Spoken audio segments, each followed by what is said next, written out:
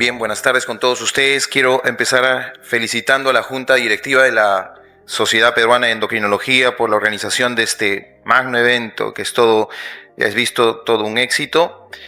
Y quiero agradecer por la deferencia de poder moderar esta charla. Asimismo, quiero aprovechar para saludar a todos los médicos endocrinólogos de Piura, de Huánuco y de Arequipa. Hay muchos que integran la sociedad y que el día de hoy están celebrando su aniversario. Bien, sigue a continuación una charla que está de moda, ¿no? Un tema del que se discute bastante, que es el enfoque cardio-reno, en esta oportunidad cerebro-metabólico. También hemos escuchado de cardio-reno, hepato-metabólico, de la diabetes mellitus tipo 2. Se puede modificar la evolución natural de las complicaciones de la diabetes. Y para desarrollar este tema voy a invitar al doctor Francis Ruiz Salazar. El doctor Francis es médico asistente especialista en endocrinología del Hospital México San José de Costa Rica, miembro fundador de la franquicia médica Endocare, profesor de pregrado en medicina y cirugía de la Universidad de Costa Rica, San Pedro, conferencista internacional, consultor experto, miembro de la Junta Directiva de la Asociación Costarricense de Endocrinología y tiene numerosas publicaciones científicas. Así que recibámoslo con un fuerte aplauso al doctor Francis Ruiz Salazar.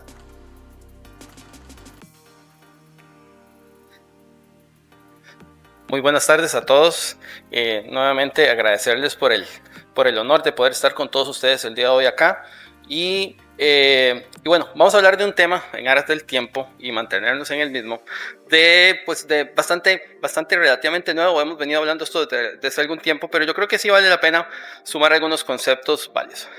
Todavía sigo sin conflictos de interés, esa va a ser la que sigue. Pero bueno, dentro de la agenda, sí, pues ver un poco lo que es la adiposopatía, como la piedra angular del síndrome cardio-renal metabólico, como este es como un constructo que nos va a ayudar como mentalmente a ordenarnos de qué es lo que estamos nosotros analizando, y bueno, y cómo las diferentes terapias modificadoras de la enfermedad están impactando directamente sobre este síndrome. Y bueno, quisiera tal vez comentar unos detalles sobre demencia, que es quizás uno de los factores olvidados del síndrome cardio-renal metabólico, pero yo creo que vale la pena que lo tomemos en cuenta.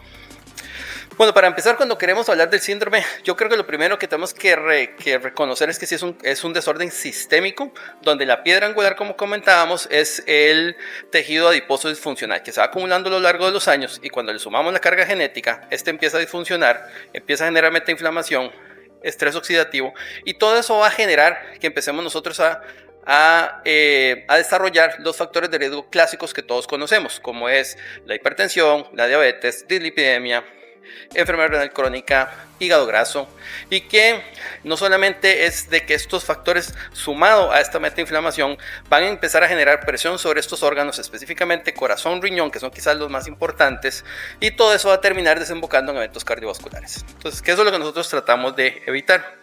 Esto fue una iniciativa del American Heart, hace 2 años se publicó, y quizás es como verlo como el síndrome metabólico 2.0. Entonces uno dice, bueno, ¿por qué se moderniza hasta ahora?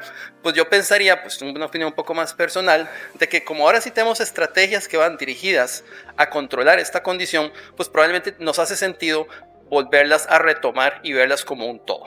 Entonces esta gráfica yo sé que la han visto en mayor o menor medida, pero básicamente donde nos recuerda que el acúmulo, ya sea por factores ambientales, sociales, escojan el que quieran, hace que nosotros empecemos a acumular tejido graso, que este va a empezar con la genética a disfuncionar, y esto va a producir básicamente inflamación, estrés oxidativo y resistencia a la insulina.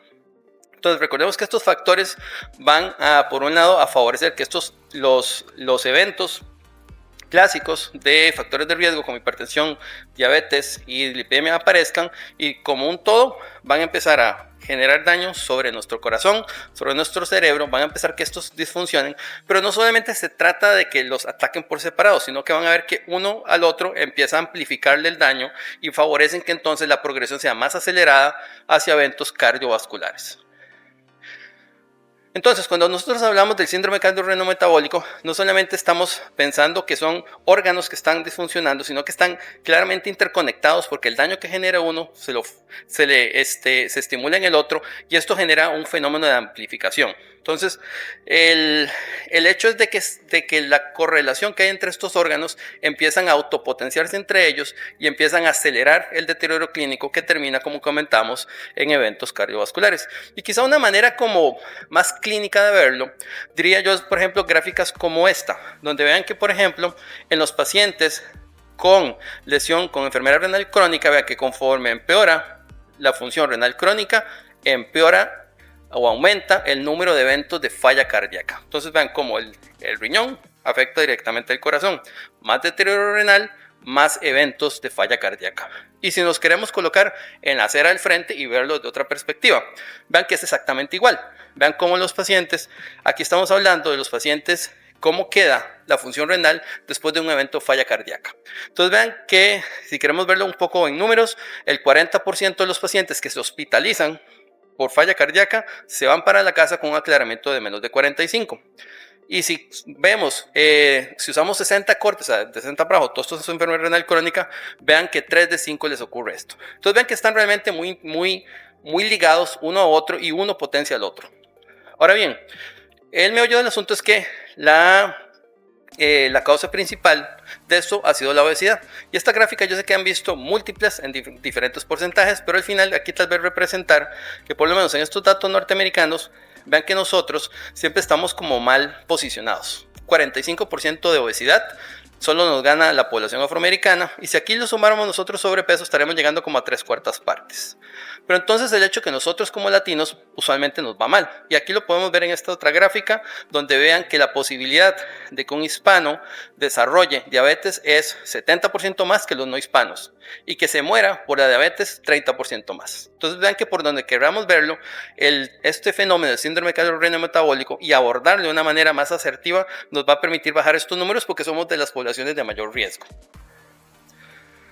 Ahora bien, esta gráfica yo sé que también ustedes la conocen, es bastante, se utiliza muchísimo, pero lo que viene es cómo funciona este constructo del síndrome cardiorrenal metabólico, cómo empieza todo desde una etapa cero, que vamos a ver que desdichadamente solo 10% o menos de la población general vive en etapa cero, la mayoría estamos entre 1 y 4, y vean que en la etapa 1 es donde solamente tenemos el acúmulo del tejido disfuncional, pero el paciente aún no ha desarrollado los factores de riesgo clásicos, o sea, todavía no se nos ha hecho hipertenso, diabético, lipidémico o renal crónico. Eso empieza a ocurrir en la etapa 2. O sea, la carga de la enfermedad persiste, la metainflamación persiste, el paciente avanza.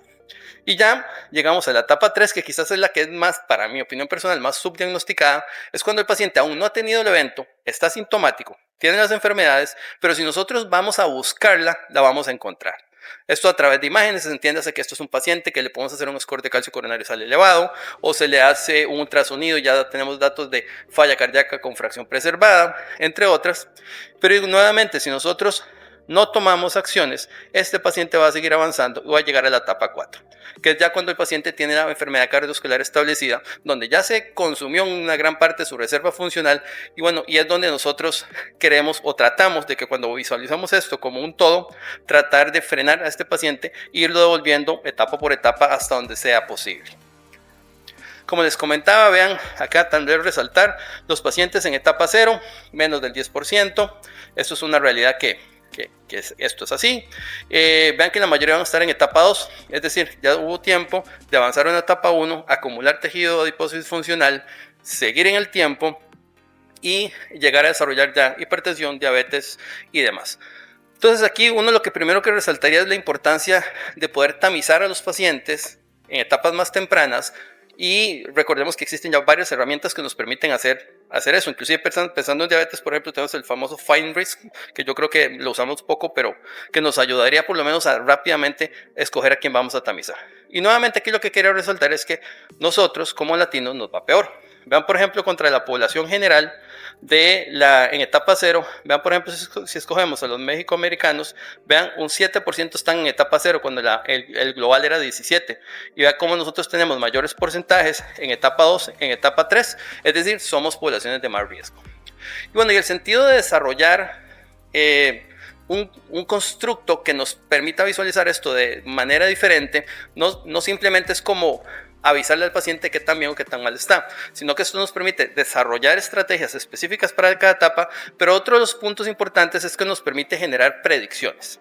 Entonces vean, por ejemplo, aquí cuando nosotros hablamos de mortalidad cardiovascular, vean cómo depende de la etapa en la que esté, el paciente tiene un aumento significativo de la mortalidad. Entonces vean los pacientes que están aquí en etapa 0, vean que la mortalidad es muy diferente a un paciente en etapa 4. Entonces esto nos permite a nosotros ser más, quizás diría yo como más agresivos con el tratamiento en pacientes para tratar de bajar las etapas, porque al final del día estamos impactando mortalidad. Y ahora bien, esta gráfica la vimos un poco ayer de cierta manera. Entonces, si es el tejido adiposo funcional el directo, la piedra angular del daño, entonces todo el impacto que podamos generar sobre este tejido adiposo funcional en reducirlo, pues va a sumar. Y esto, bueno, también ayer el doctor Manrique lo presentaba, son los datos del estudio Direct, que es decir, que cuando nosotros lo ponemos al paciente en un plan de estilos de vida saludable y esto realmente impacta, al final vean que sí impactan puntos clínicos de alto valor. Aquí recuerden que el punto era tratar de llevar a los pacientes a una pérdida de más de 15 kilos y vean que si como grupo el paciente que lo lograba tenía más remisión de diabetes que el que no, pero vean que esto es gradual, entre más porcentaje el paciente vaya perdiendo, más remisión de diabetes tiene. Entonces vean que realmente sí suma. Pero lo que pasa es que al final del día, cuando nosotros vemos el impacto que tiene poblacionalmente hablando estilos de vida, sí tenemos que aceptar que tristemente se nos quedan cortos. Hablamos más de porcentajes que andan entre el 3 o el 7%. Entonces es de ahí donde nosotros tenemos que echar mano de estrategias más potentes, pero que vean que inclusive si nosotros poníamos metas ya clínicamente relevantes como un 10%, vean que previamente las estrategias se quedaban un poco cortas. Todo lo que era el Orlistat, la fentermina, topiramato y demás no llegaban al 10%. Es hasta el advenimiento de los análogos de GLP-1 de segunda generación que ya empezamos a ver pérdidas de peso más robustas, inclusive ya pellizcando los beneficios que tienen las estrategias como la cirugía bariátrica. Y aquí ayer el doctor Manrique también presentaba los datos del, esos son los datos del Surmont 1, ¿verdad? Que fue en pacientes con obesidad, donde vean que sí, definitivamente ya llegamos con las dosis altas a tener capacidad de pérdida de peso de hasta un 20%. Entonces ya sobrepasando esta línea que nos va a generar a nosotros la seguridad de que impactamos desde el punto de vista clínico puntos duros como mortalidad. Pero bueno, realmente si vamos un poquito más allá, aquí tenemos los datos del SELECT, ya ustedes también yo sé que lo conocen, pero aquí tiene la importancia de que es la primera vez que en la historia se ha demostrado que un análogo de GLP-1 logra impactar mortalidad MACE en una población no diabética. Y lo que a mí también me llama mucho la atención es que siempre hablamos de este porcentaje de impactar muerte cardiovascular arriba del 15%, pero aquí vean que aquí la diferencia que hubo entre un grupo y otro fue de un 9%. Entonces eso quiere decir que nosotros actualmente con moléculas que tienen impacto directo sobre la génesis del síndrome cardiorrenometabólico podemos lograr beneficios tan grandes como mortalidad total con pérdidas de peso todavía menores. ¿Por qué? Porque hay un factor de control de inflamación que viene detrás. Lo que sí es una realidad es que los pacientes se benefician mientras estén con el fármaco. Y vean que este es el estudio de seguimiento del Surmont 1, que llega hasta las 176 semanas. Y vean que cuando termina el estudio se haga un seguimiento y vean que 4 meses después ya recuperaron el 7%. ¿Y qué pasa si nosotros no vemos esto un año después? Vean que la recuperación del peso, estos datos del Surmont 4, un 63% de recuperación del peso que el paciente había logrado perder en un inicio. Y aquí yo siempre hago el rescate de que adicionalmente a esto, estos pacientes recuperan peso, pero no recuperaron el músculo en la misma magnitud que lo perdieron. Entonces estamos dejando una población todavía más sarcopénica y que va a ser más difícil de tratar. Ahora bien, ¿impactan las terapias modificadoras de la enfermedad el síndrome cardiorrenometabólico? Y la verdad es que sí. Esto no es nuevo tampoco para ustedes, pero cuando hablamos, por ejemplo, de uno de estos eventos que es falla cardíaca, vean cómo los inhibidores de SGLT2 se lograron posicionar como grupo, porque vean aquí si nosotros podemos hablar que esto más un efecto clase, alrededor de un 30% de reducción en la hospitalización por falla cardíaca. Pero vean que no se quedan de lado los análogos de GLP-1, que es la otra familia modificadora de la enfermedad, y esos son datos publicados el año pasado en el Lancet, que es un pool de datos donde se tomaron los datos del SELECT, los dos steps de falla cardíaca, FLOW, y donde como un conjunto, el mismo outcome, que son los puntos de hospitalización por falla cardíaca, misma reducción, 30%. Pasando de complicación a otra, una que no está como contemplada, pero todos sabemos que ya esto va a cambiar, es el hígado graso asociado, la disfunción metabólica asociada a trastornos metabólicos, donde está el Synergy NASH, que como ustedes saben, ayer se comentó un poco. Nuevamente, ellos evaluaron solo el punto, que era tal vez el más sencillo de lograr, que era remisión de la inflamación sin empeoramiento de fibrosis. Y vean que nuevamente, con las dosis altas, virtualmente el 100% de los pacientes logran remitir la inflamación. Pero también este año inicio se presentaron los datos del ESSENCE, que es el estudio de semaglutide para obesidad, y vean que aquí no solamente se alcanzó el punto primario, que era reducir inflamación sin empeoramiento de fibrosis, sino que se logró el más difícil de alcanzar, que es que el paciente baje al menos un punto de fibrosis sin empeoramiento de la inflamación. Y vean que es un valor, estos son valores absolutos, no está relativizado, es un 14%, y vean nuevamente la diferencia de peso entre un grupo y otro fue del 10%. Entonces, esto probablemente no es tan robusto para la magnitud del beneficio que estamos viendo, que es impactar fibrosis. Entonces vean que estos fármacos están ofreciendo algo más que solo el tema de peso. Si nos vamos a la otra complicación, enfermedad renal crónica, que están los datos en la población con diabetes. Nuevamente, eso ustedes también ya es viejo conocido, donde como grupo han logrado demostrar reducción de los puntos renales compuestos de una manera bastante robusta. Pero bueno, el año pasado quizás uno de los estudios más relevantes, a mi opinión, que se lograron presentar fue los datos del FLOW, donde aquí entra el nuevo actor, que es semaglutide en dosis altas de 1 miligramo, donde logró una reducción del 24% del punto renal compuesto, los 4 puntos, ¿verdad? Muerte cardiovascular, muerte renal, caída a falla renal, o que el paciente cayera el aclaramiento más de un 50%. Y vean que con NNTs de 20. O sea, números bastante robustos, muy claros en cuanto al beneficio y el impacto de estas moléculas desde el punto de vista cardiorrenal. Pero bueno, demencia. Quizás uno de los componentes olvidados. Yo creo que esto más que todo es que la medicina pues evoluciona. Y en la evolución de la medicina nosotros tenemos que evolucionar con ella. Entonces tal vez antes no teníamos tan mapeado la demencia, pero nos vamos a dar cuenta que sí suma, porque ahora estamos logrando que esta gente viva más. Entonces les está dando más tiempo de desarrollar demencia. Entonces, ¿qué diríamos nosotros en números? Vean que en datos norteamericanos, 1 de cada 6 ya mayores de 65 años tienen deterioro cognitivo. Y vean que de esos el 15% va a desarrollar posteriormente demencia. Y nuevamente los latinos mal posicionados, vean que para el 2030 el 40% de los que tienen Alzheimer van a ser o afroamericanos o latinos. Entonces nosotros estamos ahí. Y vean como les comentaba que definitivamente la prevalencia, por ejemplo, en la población diabética, esto yo sé que no es una sorpresa, evidentemente demencia está aumentado, aquí estamos hablando más o menos como 1.6 veces, un 60% más de riesgo en una población diabética contrastándola con la no diabética. Pero más importante que la prevalencia es lo que está pasando con mortalidad.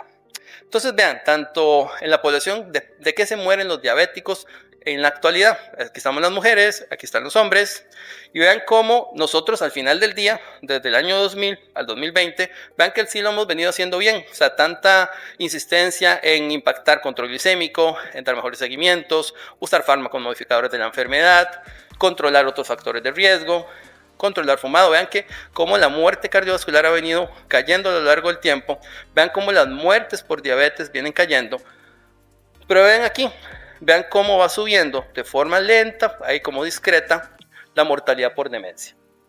Entonces esto es porque estamos viendo más demencia. Entonces, ¿qué es lo que uno diría? Y es una frase que yo se le digo mucho a mis residentes: estamos salvando corazones en personas que se les va a olvidar porque están vivas. Y esto no tiene sentido. Entonces, ¿cómo podemos evitarlo? Tamizando antes. Entonces vean que nosotros no somos expertos en demencia, pero vean que hay múltiples etapas y probablemente fácilmente un paciente en una etapa 3 todavía pasa muy desapercibido, al menos que nosotros activamente vayamos a buscarlo. Y de hecho la mayoría de los pacientes, tanto para el paciente como para la familia como para el médico, desconocen que tienen esta entidad. Y es tanto así que, por ejemplo, el 68% de la población caucásica desconoce que tiene algún deterioro cognitivo, y nuevamente los latinos mal posicionados, 85% de los latinos desconocemos que tenemos esta condición. Entonces vean que nosotros como población tenemos una mayor riesgo y por ende tenemos nosotros más necesidad de estar detrás de este tema. ¿Y cómo podemos hacer? Bueno, yo no soy neurólogo, quizás les recomiendo el Mini-Mental, es el que está quizás más validado, más sencillo de hacer, pero si al final del día no se sienten familiarizados con el tema, por lo menos tamícenlo, prefiéranlo con un geriatra, con un neurólogo que lo evalúen. Pero ¿qué es el mensaje aquí? Que tenemos que meter en el chip de la evaluación, que ya es bastante compleja, que hacemos nosotros en pacientes con diabetes, que demencia tiene que estar ahí. Y al final esto, bueno, dice, bueno, ¿y qué tiene esto que ver con el síndrome cardiorrenal metabólico? Pues sí tiene su sentido, porque vean que cuando nosotros contrastamos los estadios más tempranos contra los estadios más avanzados del síndrome cardiorrenal metabólico, vean que la sobrevida libre de demencia es llamativamente diferente. Entonces sí suma que nosotros, evitando que este paciente se mantenga inflamado, que siga progresando, que sus comorbilidades estén fuera de meta, vean que si nosotros evitamos que eso ocurra, realmente podemos mantener al paciente aquí y ahorrarle un poco del desarrollo de demencia. Y bueno, nuevamente, ¿de qué nos sirve? Y eso es lo que yo siempre digo, ¿de qué sirve informarle al paciente si algo está mal si no tenemos que ofrecerle? Pero la realidad es que no estamos tan así. Y bueno, ya hay bastantes datos, quizás la pluripotencial de los análogos de GLP-1 ha permitido que se empiecen a incursionar en diferentes áreas y el sistema nervioso central no ha sido la diferencia. Entonces, en estos slides, tal vez si uno quisiera llevarse como una idea de cuál es el impacto potencial que tiene un GLP-1 en esta área, diríamos que es directamente, lo más importante es control de neuroinflamación, modula la respuesta de las células de la glía, que recordemos que son las células, digamos, del sistema inmune a nivel del sistema nervioso central, y también tratan de preservar la indemnidad de la barrera hematoencefálica. Entonces, todo esto va a favorecer un ambiente más protector, por decirlo de una manera sencilla, a nivel del sistema nervioso central. Pero bueno, tenemos de esto algo de datos. La realidad es que sí, ¿verdad? Son estudios más de vida real, análisis retrospectivos que tratan de buscar algún grado de causalidad. Y este es uno de ellos donde se analiza contra metformina, que se considera que es neutral en esta área, donde ven que cuando contrastamos el grupo con GLP-1 y el grupo metformina, hay una reducción de 10% en la incidencia de demencia.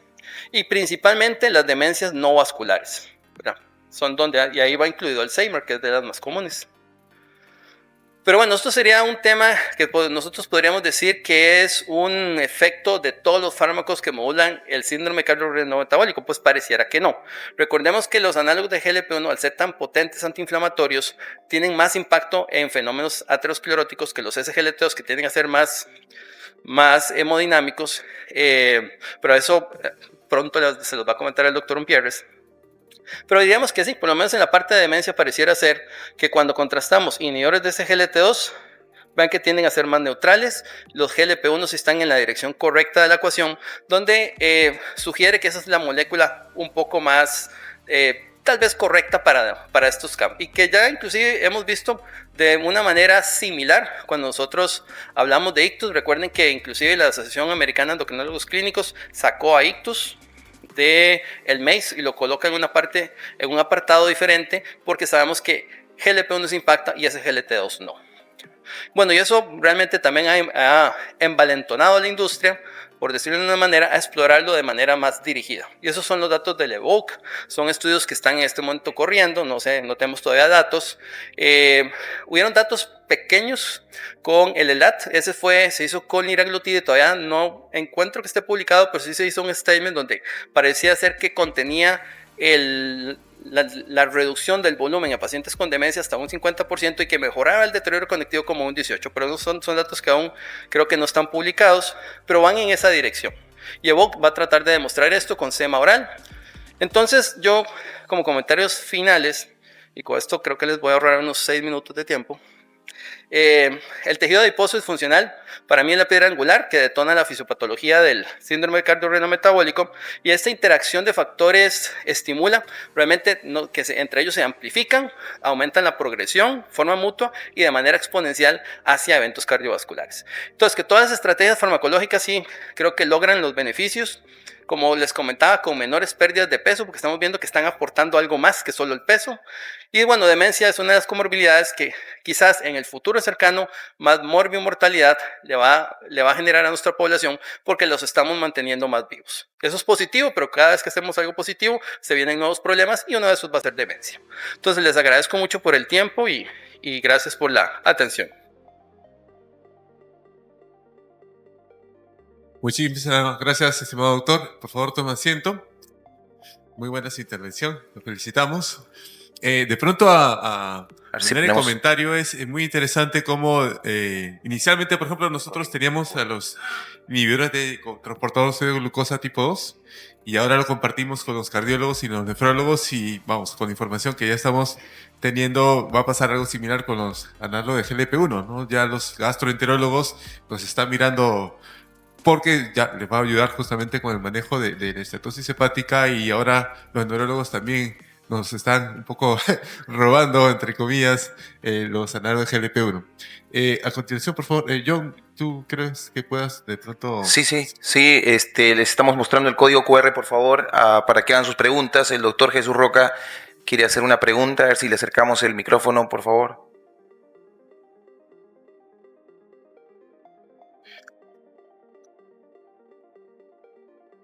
¿Este de acá? A ver, Lizardo, alcánzale, por favor. Muchas gracias. Como mencionaste, el riñón empeora, cuando está enfermo el riñón empeora el corazón y viceversa. Eso es algo bidireccional. Pero, ¿qué pasa con el cerebro? O sea, sabemos también que el hígado interviene ahí y cuando está enfermo el hígado empeora tanto el riñón como el corazón. Pero, ¿cuál es el rol del cerebro? Es decir, ¿qué mensajes deleterios produce el cerebro para empeorar este binomio riñón-corazón?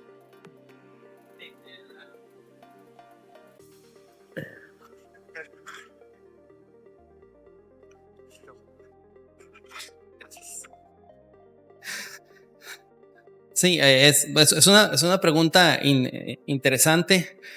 No sé si yo honestamente tenga la respuesta, digamos que cuál es como la contrarrespuesta que va a tener el cerebro ante la anoxia que está recibiendo. Sí hay varias vías neurológicas que están interconectadas, pero que realmente yo conozca cuál es la ruta, digamos, de como ese fight back que va a hacer el cerebro hacia los otros órganos. Le soy sincero, no la conozco, no sé si estará ya descrita, porque más bien lo que se ha visualizado es que en este momento el cerebro es como es una víctima de todo lo que está ocurriendo a nivel de corazón, de riñón, toda la metainflamación que esto genera, pero cómo se está exponenciando. No, yo honestamente sí le digo, no conozco si existe esa relación. Hasta el momento mi entendimiento siempre ha sido que en este momento el cerebro está siendo realmente como una víctima de todo este triunvirato de corazón, riñón y metabolismo hacia el cerebro. Pero sería interesante ver si empieza a publicarse algo en ese respecto. Y es que con el tema, por ejemplo, de GLP-1 siempre ha sido un poco... Siempre se ha visualizado como el beneficio y después encontramos el beneficio como hasta cierto punto como de forma incidental y entonces empezamos a ver qué fue lo que pasó que hizo que apareciera ese beneficio. Mucho de esto ha sido de esta manera que encontramos estamos haciéndolo como el red. Muchas veces nosotros encontramos cuál es el defecto y vamos a tratar el defecto.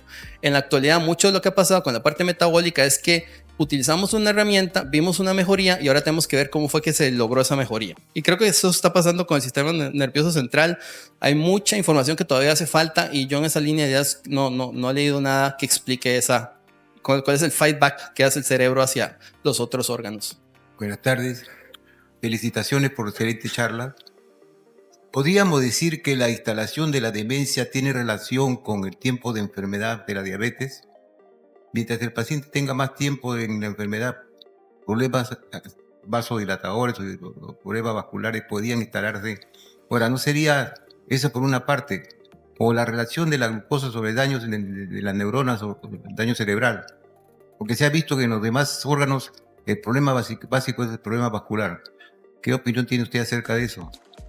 Sí, yo lo que sí creo es que por lo menos en el tema de lo que es la demencia en relación con el síndrome cardiorrenometabólico, creo que los factores dominantes son realmente la inflamación. De hecho, tiene como sentido fisiopatológico y, por ejemplo, muchos de los datos como indirectos que se han visualizado con análisis en estas moléculas desde el punto de vista como teórico o en pequeños estudios en modelos animales ha sido, por ejemplo, que disminuye la cantidad del beta-amiloide, controla la proteína tau, los marcadores de neuroinflamación bajan. Entonces pareciera ser que realmente el factor más dominante es el fenómeno de inflamación generalizada que está afectando el cerebro y ese es el que está siendo dañado. Por eso, de hecho, inclusive en uno de los metaanálisis que les presentaba, cuando hablaba que se comparaba contra metformina, el único tipo de demencia que no impactaba era el vascular. Impacta los otros tipos de demencia que probablemente tengan más relación con aterosclerosis y con inflamación. Entonces creo que la ruta es esa, por lo menos en lo que respecta al síndrome cardiorrenometabólico. Bien, tenemos aquí dos preguntas de los asistentes. Una de ellas dice, ¿están contraindicados los análogos GLP-1 en los pacientes con retinopatía diabética, según el estudio SUSTAIN 6 y otros? Sí, respuesta corta, en la mayoría de las ocasiones no. Ampliando un poquito la respuesta, recordar que lo que se visualizó en el SUSTAIN 6 fue que en el grupo, eran grupos que ya, el punto importante de daño el que aumentó, jaló ese 76% de riesgo que aumentó con semaglutide en el tema de la retinopatía, fue la necesidad de fotocoagulación. Y viendo el subgrupo que tuvo que sufrir ese evento, virtualmente todos tenían ya retinopatía establecida. Eso es un punto. El otro punto es que ese subgrupo, cuando se analizó per se, como SUSTAIN 6, no pusieron un tope de A1C para arriba, el porcentaje fue, el A1C promedio fue de 8,6, pero ese grupo específico tuvo una reducción de A1C en los primeros 4 meses de más del 2%, que eso también se logró documentar. Entonces, específicamente con retinopatía, lo que se visualizó fue que eso fue, fue lo que direccionó el daño, pero un cambio específico de la molécula, o sea que si la molécula tiene un efecto directo sobre la retina, todo parece indicar que no. Y eso es tanto así que el mismo laboratorio actualmente está corriendo el estudio FOCUS, donde más bien su expectativa es tratar de demostrar mejoría en los puntos de retinopatía en la población con diabetes. Entonces ahí tal vez yo lo único que sí diría como comentario es de que si nosotros tenemos un paciente diabético y estamos pensando en un análogo GLP-1, tenemos que saber a qué paciente se lo estamos dando. Esto va a aplicar para todos. Recordemos que estas son moléculas las más potentes del mercado, inclusive superan la insulina. Y muy probablemente lo correcto es que ese paciente tenga un fondo de ojo previo. Y si el paciente tiene retinopatía de base, probablemente vamos a tener que ir más despacio con ese paciente de lo que haríamos nosotros con un paciente que no tenga retinopatía, porque eso probablemente es lo que está detonando el evento en este momento. Finalmente, la última pregunta dice, gracias por la presentación. Sabemos que la enfermedad de Parkinson empeora con la disbiosis intestinal o tal vez incluso la pueda causar. Empeora con la diabetes mal controlada.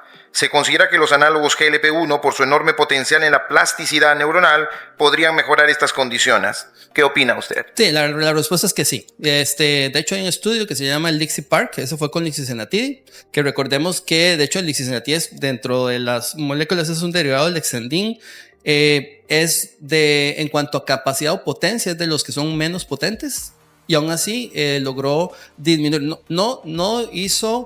No logró revertir Parkinson. Lo que hizo fue que logró frenar la progresión. Entonces, pareciera ser que sí, los análogos de GLP-1 van a tener un rol en el control de esta patología como una molécula, digamos, coadyuvante. Pero sí, los datos sí existen y son con lixisenatide. Ok.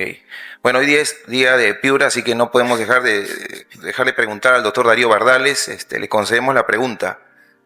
Doctor Francis, muchas gracias, John. Muchas gracias, doctor Francis, por su excelente presentación. Gracias. Doctor, los puntos fisiopatológicos, diabetes, obesidad, tienen puntos comunes, también tienen puntos comunes con el cáncer. Y estos fármacos también disminuyen casi todos el peso, SGLT2, los análogos, los agonistas GLP-1. ¿Hay alguna relación de estos medicamentos para disminuir?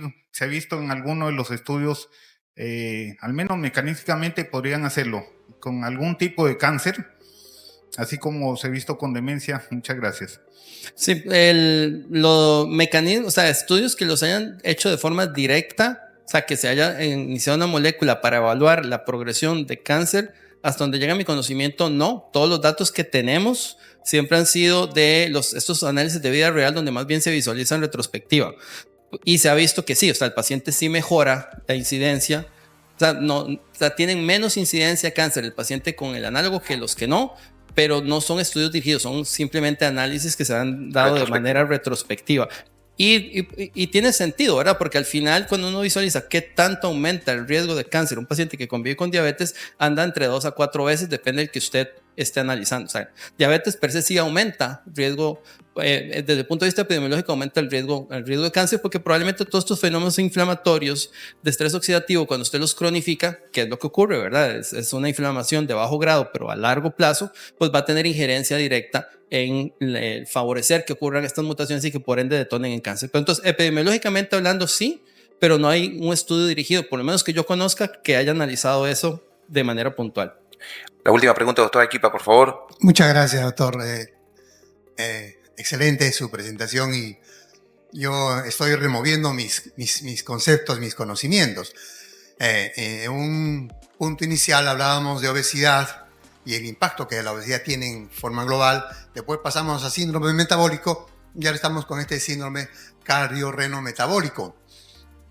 De lo que puedo más o menos concluir es de que el fármaco que está teniendo mejor impacto en la prevención de todas las complicaciones serían los análogos de GLP-1. Sin embargo, creo que estamos perdiendo la perspectiva tratando de ajustar este tipo de fármacos como que fuesen los únicos, los mejores, que van a abarcar a todos los beneficios de las complicaciones del síndrome cardiometabólico. No es mejor pensar que el malo de la película, como usted lo ha planteado desde un inicio, es el tejido adiposo. Ahora, hay dos tipos de pacientes. El paciente que siempre fue gordito y alguna vez se le catalogó como el obeso metabólicamente sano, y el paciente que se hace obeso. Ese paciente que se hace obeso indudablemente es un paciente metabólico, y esta obesidad adquirida va a conducir definitivamente a este síndrome cardiorrenometabólico.